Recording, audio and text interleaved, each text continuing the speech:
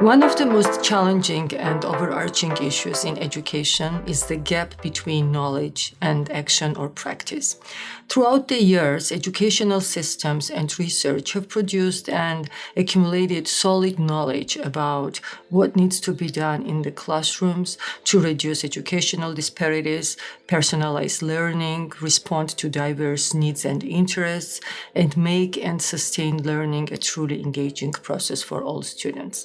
Also, there is a solid body of knowledge about teaching adaptability, critical thinking, fostering inquiry, and so on. However, for the most part, this knowledge is not translated into practice and daily actions, and we keep repeatedly discussing the same changes that need to be happening in the classrooms. The reason behind this knowledge-action gap is that we continue to operate by using traditional and possibly outdated educational arrangements, structures, and systems. For example, we expect teachers to adapt their teaching to accommodate the individual differences of each student they have, yet at the same time, we continue to operate with the same model of a single teacher in the classroom and have very unrealistic expectations for them to have sufficient and all-encompassing expertise and time to individually support every single student. Instead,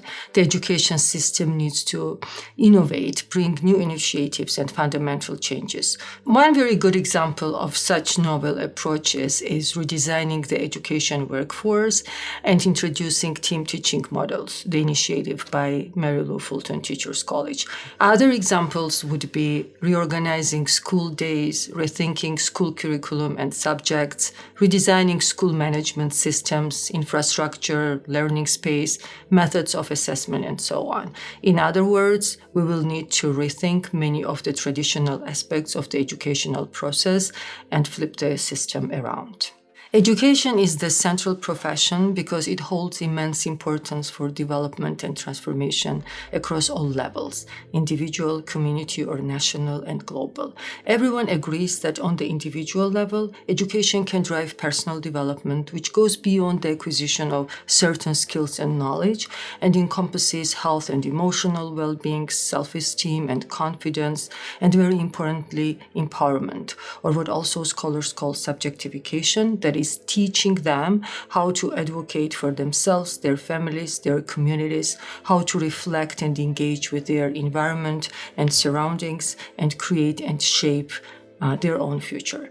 Education can change the trajectories of individual lives, very often allowing those from disadvantaged backgrounds to break the cycle of poverty. The importance and benefits of education then, of course, extend beyond the individual level because skilled, informed, responsible, and engaged individuals contribute to the economic and social development of their immediate communities or countries. Education can also be a driving force behind a global sustainable development, combating poverty and inequities, introducing democratic principles, and allowing peaceful coexistence among individuals, nations, and beyond. I would also like to note that such a critical role of education puts great responsibility on the institutions and individuals that deliver it, depending on how the future as a reference frame for education is defined, who defines it, and what the objectives and goals of education are. It can provide benefits for individuals, communities, nations, or the world at large, as I just discussed, or it can itself be implicated in the failures or crises across all levels. Now is a critical time to transform education systems across the world so that we are able to respond to the rapidly evolving individual and societal needs, address unprecedented challenges, and also leverage opportunities, and prepare the next generation for the future that is to a great extent uncertain and contingent, and also in danger due to the global warming and climate crisis. Obviously, the unparalleled expansion of technologies we are witnessing deserves a particular attention. In this respect, the purpose of transformation should be to prepare individuals who are not only able to successfully function in such a technologically advanced world, but also to carry this progress forward. Transformation should also be aimed at leveraging technology to modernize the teaching and learning process and reduce inequities by providing rich educational opportunities to those who have been deprived of it. At the same time, we should also recognize that in the absence of such transformative efforts, technological advancements may have adverse effects and threaten educational systems and the future of students in many ways by exacerbating disparities due to the digital divide. Also, the issues may be related to excessive reliance on machine-generated knowledge and threats to meaningful learning, creativity, and problem-solving processes.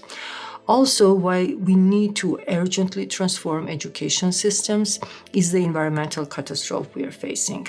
I share the concerns of scholars and educators who think that instead of addressing this issue, education systems are directly implicated in this crisis. This is happening through reinforcing human exceptionalism and prioritizing economic expansion instead of sufficiently focusing on other critical aspects like environmental sustainability.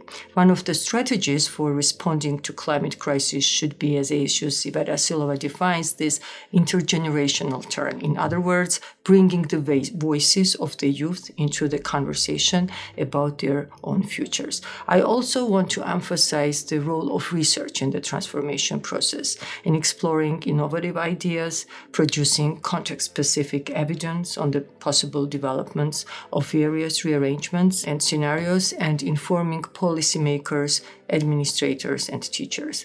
Through these processes, research can and should open space for multiple perspectives, bring an international standpoint, and encourage knowledge sharing and collaboration on a global scale. The future of education is a collective responsibility and intense collaboration for socially inclusive, economically fair, and environmentally sustainable goals. Achievement of these goals will require openness to all alternatives and innovations that eventually evolve into radical and system-level changes.